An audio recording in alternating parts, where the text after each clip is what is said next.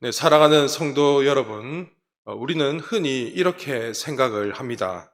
하나님 말씀에 순종하면 길이 열리고 상황이 나아질 것이다 라고 말입니다. 그래서 우리는 기도하면서 결단을 합니다.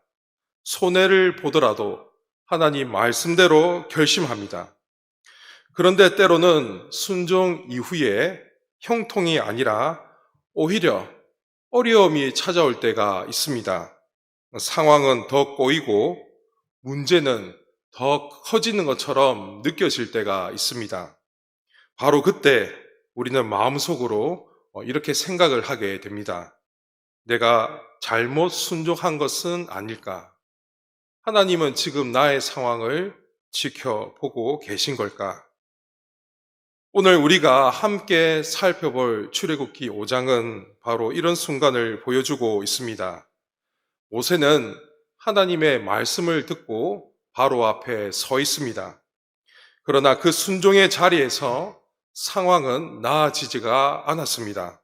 오히려 더 악화되었습니다. 오늘 우리는 이 말씀을 통해 순종의 길에서 마주하게 되는 믿음의 현실을 살펴보고자 합니다. 모세는 하나님의 부르심을 따라서 바로 앞에 섰습니다. 그리고 담대하게 하나님의 말씀을 전했습니다. 이스라엘의 하나님 여호와께서 말씀하시기를 내 백성을 보내라. 내 백성을 보내라. 이 말씀은 단순한 요청이 아니었습니다. 애굽의 절대 권력자 바로 앞에서 하나님의 주권을 선포하라는 하나님의 명령이었습니다. 이 당시 애굽은 세계 최강의 나라였고 바로는 신적 존재로 여겨졌던 왕이었습니다. 그런 바로 앞에서 이스라엘을 내보내라 라고 말하는 것은 결코 쉬운 일이 아니었습니다. 더군다나 모세는 한때 애굽에서 도망쳐 나온 사람이었습니다. 이 과거 자신의 힘으로 동족을 구하려고 하다가 실패했던 경험도 있었습니다. 그런 모세에게 하나님은 애굽으로 돌아가라라고 말씀하십니다. 여러분, 인간적으로 한번 생각을 해 보십시오. 애굽으로 돌아가는 일이 쉬운 일이겠습니까? 결코 그렇지 않습니다. 두렵고 정말 떨리는 일이었습니다. 그러나 모세는 하나님의 말씀을 붙들고 순종하였습니다. 광야에 머무르지 않고 다시 애굽으로 돌아갔습니다. 이 장면은 우리에게 순종이 무엇인가를 생각하게 합니다. 순종은 결과가 보장되기 때문에 하는 것이 아닙니다. 우리가 하나님께 순종한다라는 것은 하나님께서 말씀하셨기 때문에 순종하는 것입니다. 모세와 아론은 바로 앞에 서서 하나님의 말씀을 분명하게 전했습니다. 이스라엘의 하나님 여호와께서 말씀하시기를 내 백성을 보내라. 그들이 광야에서 나를 섬기리라. 이 한 문장 속에는 매우 중요한 의미가 담겨 있습니다. 이스라엘이 바로의 소유가 아니라 하나님의 백성이라는 선언입니다. 그들은 이집트의 노예가 아니라 하나님을 예배하도록 부름받은 백성이라는 겁니다. 이 출애굽의 목적은 단순히 노예 해방이 아니라 하나님을 예배하는 것이었습니다. 하나님은 이스라엘을 노예의 삶에서 건져내어 하나님을 예배하는 백성으로 세우기를 원하셨습니다. 모세는 이 바로의 반응도 백성들의 반응도 앞으로 어떤 일이 일어날지도 모르지만 그는 하나님께서 말씀하셨다는 그 사실만을 붙들고 담대히 순종의 걸음을 내딛었습니다. 그러나 그 순종의 자리에는 예상치 못한 반응이 기다리고 있었습니다. 모세와 아론의 말을 들은 바로는 이렇게 말했습니다. 여호와가 누구이기에 내가 그의 말을 듣고 이스라엘을 보내겠느냐? 나는 여호와를 알지 못하니 이스라엘을 보내지 아니하리라. 이 바로의 말은 단순히 하나님을 몰랐기 때문에 한 말이 아닙니다. 이것은 하나님의 권위에 대한 정면적 도전이었습니다. 이 당시 애굽 왕은 신적 존재로 여겨졌고 이 바로는 자신이 절대 권위자라고 생각하고 있었습니다. 그러니까 온 세상을 통치하고 다스리는 유일한 신은 바로 자신이라고 생각을 했던 것이죠. 그래서 그는 하나님의 말씀을 들을 필요가 없다라고 생각을 했습니다. 성도 여러분, 이 출애굽의 이야기는 단순한 노예 해방의 이야기가 아니라 누가 진짜 주권자인가? 누가 참 신인가? 누가 하나님인가라는 질문을 둘러싼 싸움이었습니다. 이 바로는 하나님을 향해서 나는 여호와를 알지 못한다라고 선언했습니다. 이것은 그가 여호와 하나님을 인정하지 않는다라는 말이었습니다. 사실 이 태도는 바로 한 사람의 모습만이 아니라 하나님을 인정하지 않는 세상의 모습을 대변하고 있습니다. 오늘날에도 세상은 같은 질문을 하고 있죠. 하나님이 누구냐? 왜 눈에 보이지 않는 하나님을 섬기느냐? 하나님의 말씀을 우리가 왜 들어야 하느냐? 이 바로의 거절은 낯선 장면이 아닙니다. 우리가 살아가는 현실 속에서도 하나님의 말씀은 조롱받기도 하고 우리가 그 말씀에 순종하는 그 삶이 세상 사람들이 보았을 때에는 매우 어리석어 보이기도 합니다. 오늘 이 모세의 순종도 보십시오. 모세가 하나님 말씀에 순종했을 때 환영받지 못했습니다. 오히려 하나님의 이름은 공개적으로 무시당했습니다. 그리고 바로의 거절은 말로 끝나지 않았습니다. 그는 감독관을 불러 명령합니다. 이제부터 백성들에게 집을 주지 말라.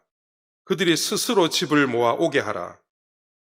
그러나 이 벽돌 생산량은 줄이지 말라. 이 집이라는 것은 벽돌에 꼭 필요한 재료였습니다. 이제 이스라엘 백성들은 이 재료를 직접 구해야 했고 벽돌 생산량은 그대로 유지해야 했습니다.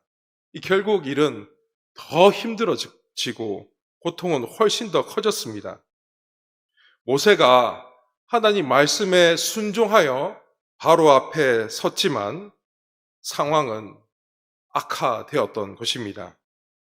바로는 이렇게 말합니다. 너희가 게으르기 때문에 하나님께 제사를 드리겠다 하는 것이다.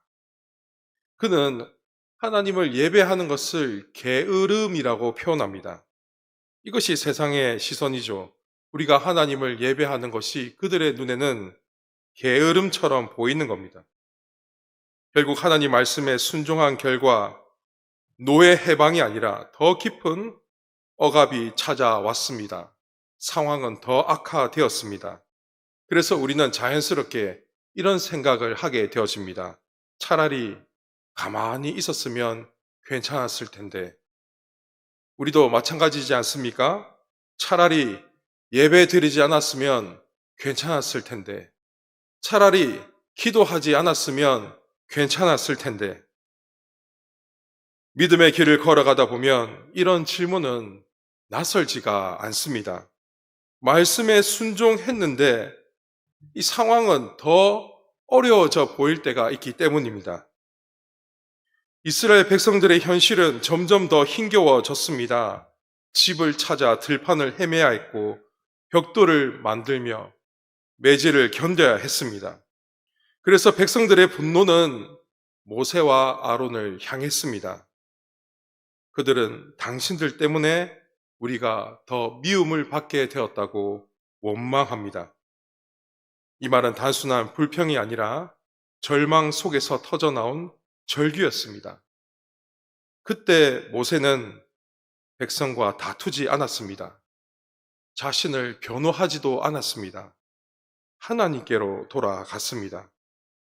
출애굽기 5장 하반절에 있는 22절 말씀을 보면 그는 이러한 상황에서 하나님께 돌아가 탄식하며 절규하는 모습을 보게 되어집니다.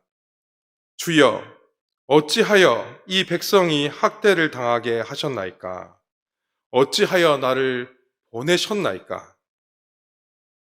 여러분, 이 모세의 기도는 하나님 앞에 원망과 불평을 쏟아내는 기도가 아니었습니다. 하나님께 순종한 사람이 드리는 솔직한 질문이었습니다. 모세는 분명히 하나님의 말씀을 붙들고 바로 앞에 섰습니다. 그러나 눈앞에 펼쳐진 현실은 실패처럼 보였습니다. 상황은 나아지지 않았고 백성들의 고통은 더 깊어졌습니다. 그래서 이 모세의 마음속에 하나님을 향한 질문이 터져 나왔습니다.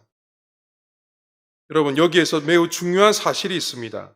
모세는 이런 상황에서 하나님을 절대로 떠나지 않았다는 사실입니다. 그는 실망했지만 사명을 내려놓지 않았습니다. 그는 광야로 도망칠 수도 있었지만 다시 하나님께로 돌아왔습니다. 그러면서 하나님 앞에 탄식하며 기도하였습니다. 여러분, 여기에 정말 진정한 신앙인의 모습을 우리는 보게 되어집니다.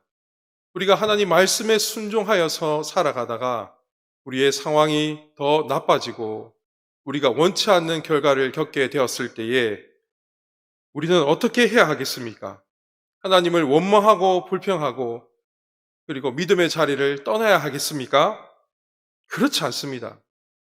그러한 상황이면 상황일수록 더 하나님께 나아가 엎드려 기도해야 합니다. 성도 여러분, 지금 모세처럼 이렇게 고통의 현장 가운데 있는 분이 있으십니까? 아무리 기도해도, 아무리 하나님 앞에 부르짖어도 정말 계속해서 상황이 악화되는 분이 있으십니까? 그러면 그럴수록 더 하나님을 붙드시기를 바랍니다. 하나님을 붙잡고 기도하십시오. 하나님 앞에 질문을 쏟아내시기를 바랍니다. 하나님, 제가 말씀을 지켰는데 왜 이런 고통이 나에게 주어지는 것입니까?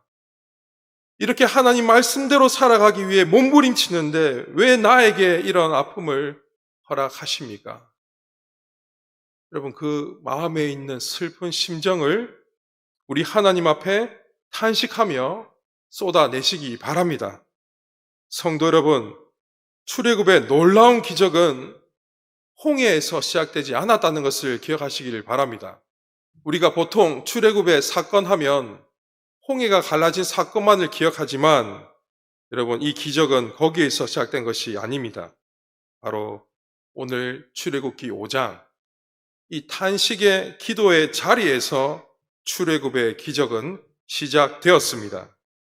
믿음의 기도가 하나님께 드려질 때에 하나님은 그 자리에서 새로운 역사를 준비하고 계셨습니다. 성도 여러분, 오늘 본문은 우리에게 매우 중요한 사실을 가르쳐 주고 있습니다. 하나님 말씀을 순종했다고 해서 언제나 상황이 좋아지는 것은 아닙니다. 때로는 순종 이후에 상황이 더 어려워지는 것을 경험할 때도 있습니다. 그러나 그것이 결코 실패를 의미하는 것이 아니라는 것을 기억하십시오. 모세의 눈에는 아직 아무 일도 일어나지 않는 것처럼 보였지만 하나님은 이미 일하고 계셨습니다. 그리고 출애굽 사건은 이스라엘 민족만을 구원하는 이야기가 아님을 기억하십시오. 이 사건은 더 큰 구원을 보여주는 그림이었습니다. 모세가 바로에게 거절당했던 것처럼 우리 예수님께서도 이 땅에 오셨을 때에 사람들에게 거절당하셨습니다. 그분은 하나님의 아들이시고 구약에 기록된 메시아이셨지만 사람들은 우리 예수님을 받아들이지 않았습니다. 결국 예수님은 십자가에 달리셨습니다. 모든 것이 실패한 것처럼 보였습니다. 그러나 바로 그 십자가에서 하나님의 놀라운 구원은 이루어졌습니다. 예수님의 순종을 통해 우리는 죄와 사망의 권세에서 자유를 얻게 되었습니다. 살아가는 성도 여러분, 우리의 삶 속에서도 마찬가지입니다. 말씀에 순종했는데 상황이 더 어려워지는 것처럼 보일 때가 있습니다. 말씀에 순종했는데 손해를 보고 믿음을 지키려고 했는데 오해를 받을 때도 있습니다. 그럴 때 우리는 쉽게 낙심하면서 내가 괜히 순종한 것은 아닐까라고 생각할 수 있습니다. 그러나 그때 멈추지 마십시오. 고난이 찾아왔다고 해서 순종의 길이 잘못된 것이 아닙니다.